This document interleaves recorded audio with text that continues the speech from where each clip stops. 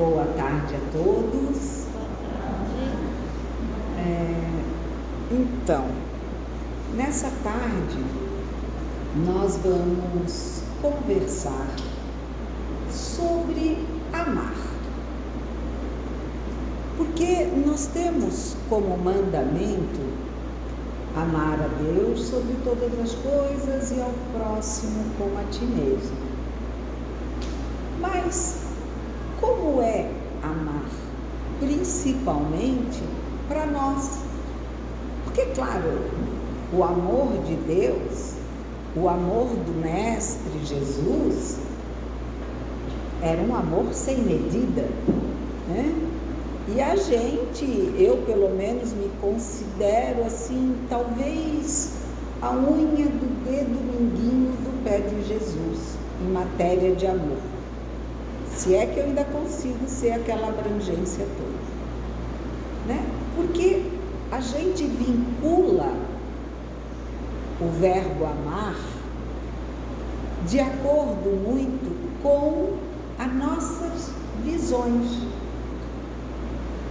E aí, nós temos no capítulo 6, no capítulo 11 do nosso o Evangelho segundo o Espiritismo, o título, na terceira parte, tá? Amar o próximo como a si mesmo.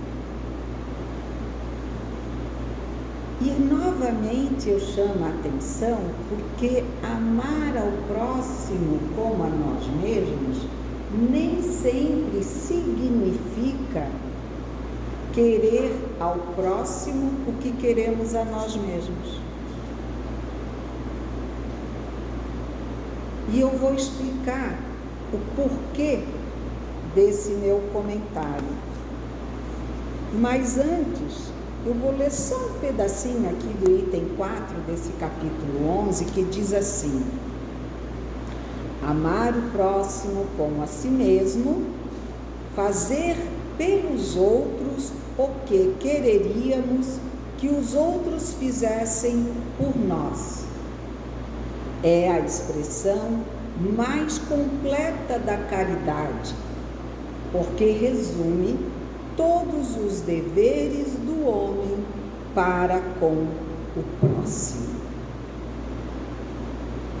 E é justamente nessa questão, amar ao próximo como a si mesmo, e no esclarecimento, fazer aos outros o que queríamos que os outros fizessem por nós, é que a gente pode dizer, como a juventude costuma falar, é onde o bicho pega. Quer dizer, juventude do meu tempo, né? Não sei, eu acho que hoje ninguém fala mais bicho. Porém, por quê? Porque normalmente a gente faz aos outros o que nós achamos que devemos fazer pelo outro. Porém, sem percebermos se é exatamente isso que quereríamos que o outro fizesse para conosco, né? Porque muitas vezes a gente diz assim: tal pessoa quer minha ajuda, mas hoje eu não posso, eu só vou amanhã.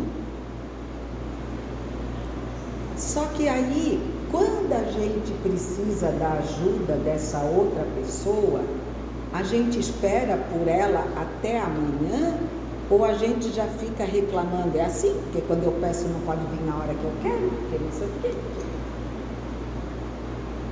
Hoje, no tempo dos WhatsApps da vida, né? É tudo muito instantâneo, porque a gente, se ia para o colégio, só ia falar com a mãe e o pai quando voltasse do colégio. Ou se ia trabalhar, o pai, a mãe, ou o marido, ou os filhos, só falavam com a gente, se não fosse algo emergencial, quando nós voltássemos para casa.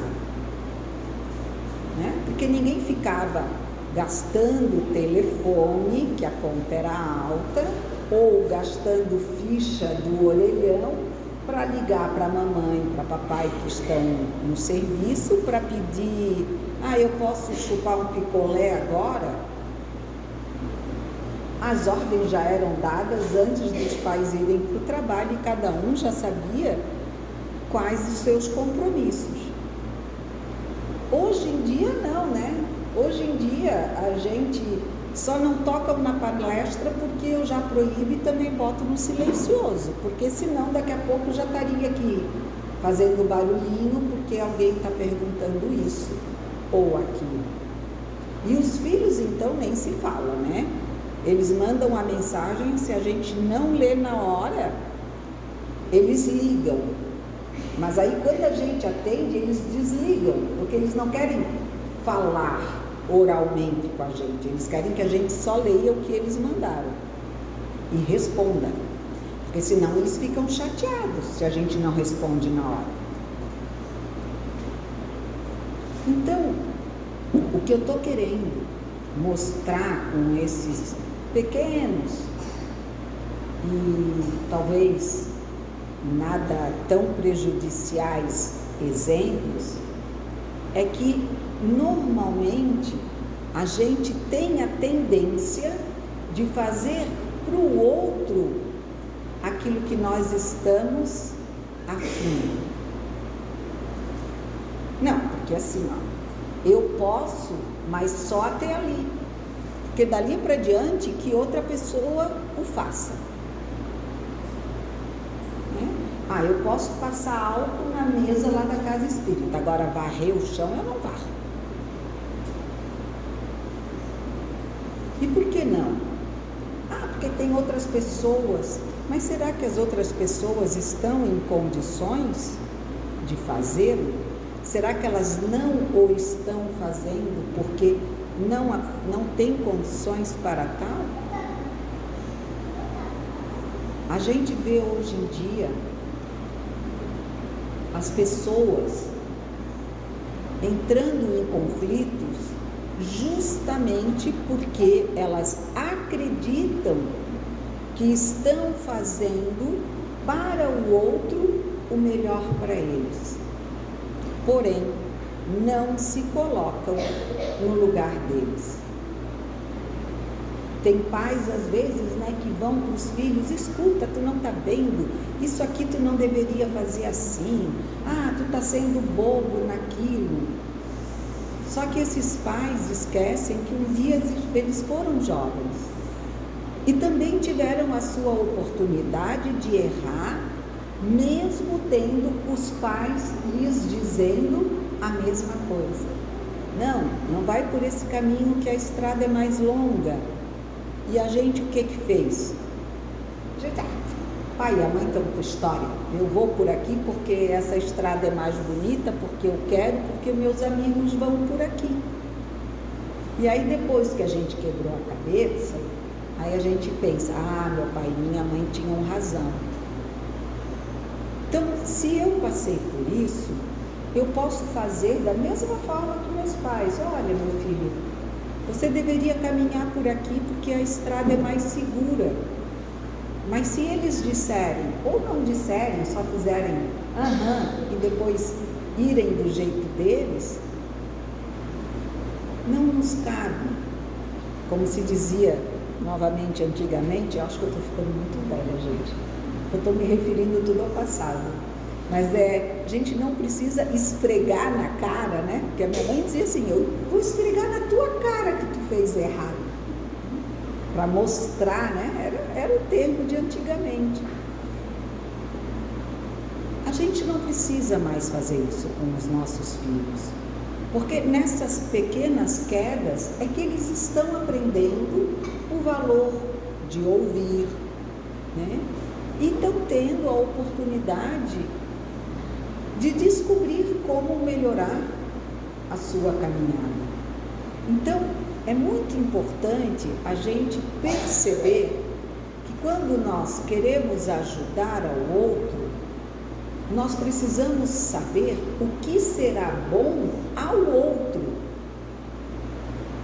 Por exemplo, nós vemos muito casos de idosos que a família decide o que é melhor para aquele idoso. Ah, mas meu avô tem Alzheimer, ele já não pensa mais, né? Ele não tem uma mente saudável. Ah, lógico, com certeza. A pessoa não está em boas condições mentais, psicológicas, realmente ela não pode mais tomar decisões por si própria. Porém, quando nós somos e estamos lúcidos dos nossos deveres, dos nossos direitos, será que algum filho teria o direito de se impor a seus pais? Da mesma maneira como eu quis dizer que o pai não pode ali se impor ao filho, querendo obrigá-lo a fazer o que ele acha correto, será que o contrário está certo? Será que nós, na velhice, com idade avançada, nós gostaríamos de que os nossos filhos nos tirassem a voz? Será que nós queríamos ou vamos desejar que os nossos filhos nos façam aquilo que hoje nós fizemos com os nossos pais? Porque fazer ao outro o que gostarias que fosse feito a ti é completamente diferente de fazer ao outro aquilo que você quer e acredita que é o melhor a ser feito, mas não para o outro, para você mesmo. Então, esse não é o pensamento da caridade. Porque o amor está diretamente ligado à caridade, ao que vem através do nosso pensamento. Então, é imprescindível que nós tenhamos cuidado para percebermos essa diferença. Porque eu entendo, né? Nós muitas vezes, não é por maldade, a gente quer ajudar o filho, a filha, o companheiro, né? Ai, vai, faz desse jeito, ou a companheira, né? Porque assim é melhor. Daí o outro diz, não, mas eu quero bater o prego desse jeito. Mas aí tu vai bater o prego no dedo. Mas ele diz, não, não vou. E aí você vai ficar brigando por causa do prego? Deixa. E se ele bater o prego, o martelo no dedo, a gente vai lá, ou dá aquele beijinho que passa, ou pega um gelinho para botar e não precisa falar nada. Porque ele já entendeu que o que ele estava fazendo não era da melhor maneira. Então, às vezes, se faz necessário que nós realmente possamos abrir mão das nossas crenças, do nosso egoísmo, porque é egoísmo quando a gente quer impor ao outro o que nós queremos. É que nem quando os pais saem com uma criança pequena, principalmente ainda até 1 ano, 2 anos de idade, e vão para uma festa. E aí a criança começa a chorar. Porque na festa tem som alto, tem muita gente. E a criança, às vezes, acostumada a viver só com pai e mãe, num apartamento, não vê quase ninguém. Aí vem todo mundo, né? Tio, tia, primo, irmão, vizinho ou amigo do amigo do amigo, ai, que neném bonitinho, não sei o que, e mexe na criança, e a criança não está acostumada a tudo isso, e começa a chorar. Começa a chorar e não para de chorar, e aí os pais vão para casa, tá vendo? Não dá, porque essa criança não dá para sair com ela. A criança? Não. Se a criança pudesse falar, ela ia dizer, não dá, com esses pais não dá para sair com eles. Eles me levam num lugar barulhento, escuro e ao mesmo tempo com umas luzes estranhas que ficam piscando e me incomodam a vista, todo mundo me apertando, e eu quero dormir na minha caminha ou no colo da mamãe, eu quero mamar, é só disso que eu preciso. Mas aí a gente diz, não dá, essa criança me incomoda, não posso ir a lugar nenhum. Mas em que lugar você quer ir com uma criança? Tenho certeza que se você levá-la num parquinho, né, ou num lugar que seja apropriado para a idade dela, ela vai se comportar muito bem. Do contrário, aí sim, tem que se chamar a atenção e dizer, opa, peraí, tem alguma coisa errada. Mas nós culparmos, às vezes, uma criança por ela se comportar mal em um lugar de adultos é a falta de caridade, a falta de amor e o egoísmo puro que brota em nós dizendo, mas eu preciso sair e me divertir. Tá certo, você precisa, mas agora você está mãe ou pai, né? Porque não se refere só à mãe, mas ao pai, de ter determinadas renúncias em função da sua opção de ter um filho, ou de ter um pai idoso, ou de ter um irmão deficiente, os quais necessitam da nossa atenção. Ou um companheiro ou uma companheira que porventura, né, se tornam às vezes deficientes em determinadas questões da vida. Então, amar ao outro como desejaríamos que fôssemos amados, essa é a grande lição, o grande alerta. Deveria estar escrito antes disso em letras garrafais, assim, ó, atenção, sabe, piscando, como a gente tem figurinha do WhatsApp, né, que fica assim, piscando com atenção, atenção. Porque amar ao outro como eu gostaria que me amassem não é amar ao outro como eu acho que eu posso amar. Fazer ao outro o que gostaríamos que nos fizessem não é exatamente o que nós fazemos ao outro dentro daquilo que eu posso ou acredito que possa. Eu já fiz tudo isso, já é muito. Isso dói. Principalmente quando foi alguém que já deu tudo de si. Na hora que precisa receber um pouco, as pessoas dizem assim, não, está querendo demais. Muito chata, muito chato, muito exigente. E você?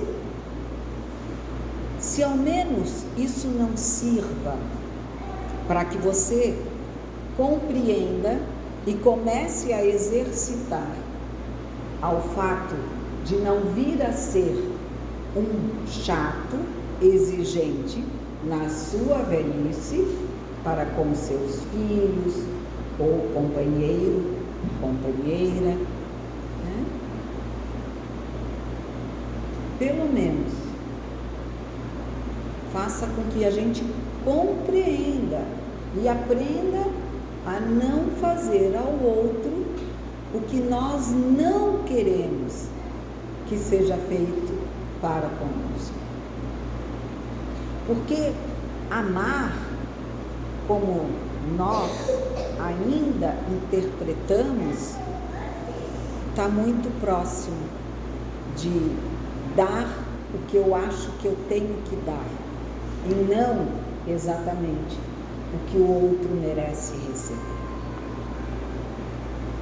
No livro Pensamento e Vida, escrito por Chico pelo Espírito de Emmanuel, nós temos no item 2, chama vontade, e ele diz assim: comparemos a mente humana, espelho vivo da consciência lúcida, a um grande escritório subdividido em diversas seções de serviço. Aí possuímos o departamento do desejo, em que operam os propósitos e as aspirações, acalentando o estímulo ao trabalho. O departamento da inteligência, dilatando os patrimônios da evolução e da cultura. O departamento da imaginação, amelhando as riquezas do ideal e da sensibilidade. O departamento da memória, arquivando as súmulas da experiência. E outros ainda, que definem os investimentos da alma. Acima de todos eles, porém, surge o gabinete da vontade. A vontade é a gerência esclarecida e vigilante, governando todos os setores da ação mental. A divina providência concedeu-a por auréola luminosa à razão. Depois da laboriosa e multimilenária viagem do ser pelas províncias obscuras do instinto, para considerar-lhe a importância, basta lembrar que ela é o leme de todos os tipos de força incorporados ao nosso conhecimento. A eletricidade é energia dinâmica, o magnetismo é energia estática, o pensamento é força eletromagnética. E ele vai continuando. E eu dito essas palavras por quê? Porque cabe a nós, seres racionais, já não totalmente possuídos pelo instinto, mas já tendo condições de aferir pela razão, com a boa vontade, como podemos e devemos e precisamos amar ao outro como a nós mesmos. Porque ao amarmos ao outro como a nós faremos justamente ao outro o que quereríamos que fosse feito para nós mesmos. Esse é o amor que o Cristo nos ensina e nos pede para que o sintamos por nós e de igual forma pelo outro. E ainda temos, no item 30 desse mesmo livro, o título Amor. E ele diz: o amor puro é o reflexo do Criador em todas as criaturas. Eu tenho uma amiga de casa espírita, uma irmã, muito querida, e ela sempre diz assim, toda hora que eu vou fazer alguma coisa eu penso, como é que Jesus faria? Ou como é que Jesus responderia? Ou como é que Jesus pensaria? Se dedicaria? Porque Ele é o nosso único e perfeito exemplo. Totalmente perfeito foi Ele, o único a estar aqui entre nós. Né? Então, quando nós queremos nos dedicar ao próximo, como a nós mesmos, nós temos que lembrar de nos amarmos com a mesma força e intensidade que nos sentimos amados pelo Pai. Brilha em tudo e em tudo palpita na mesma vibração de sabedoria e beleza. É fundamento da vida e justiça de toda a lei. Porque se é amor, tem que ser justo. O amor não pode ter duas medidas. É quando a gente diz assim, o outro fez errado, mas o meu se enganou. Como é fácil, às vezes, a gente olhar o erro do outro e condenar. Mas quando é alguém que amamos, a gente diz assim, não é que a pessoa errou, é que se enganou. Não tinha muito conhecimento, foi sem querer. Isso não é amor. Isso é divisão. E o amor do Pai, o amor ao qual somos chamados a amar, é esse, que trata a todos com igualdade.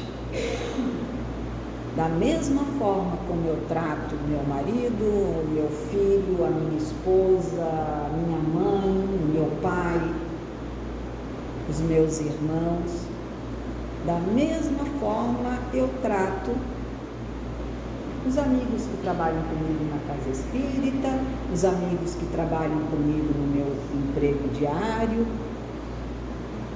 e assim sucessivamente.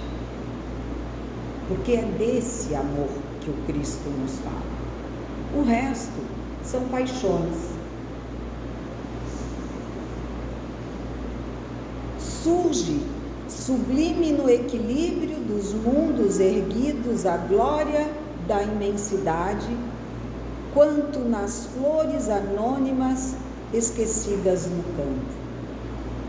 Nele fulgura generosa a alma de todas as grandes religiões que aparecem no curso das civilizações, por sistemas de fé, à procura da comunhão com a bondade celeste, e nele se enraiza todo o impulso de solidariedade entre os homens.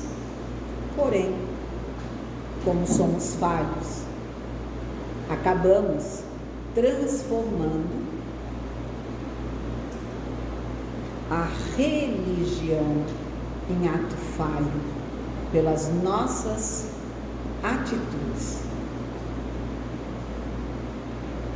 Nós não seguimos o mandamento e aí nos tornamos frágeis, rebeldes, diante do verdadeiro sentido de estarmos ligados ao Pai. Plasma divino com que Deus envolve tudo o que é criado. O amor é o hálito dele mesmo penetrando no universo.